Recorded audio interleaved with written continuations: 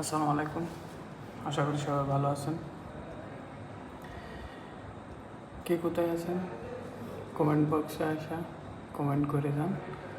আমি আছি বাংলাদেশ থেকে, কুষ্টিয়াতে আছি। আমার জেলা ময়মনসিংহ। তো এক্স রে ডিপার্টমেন্টে কে কে আছেন তো তাদেরকে দেখতে চাই, কমেন্ট বক্সে আসেন, কমেন্ট করে যান।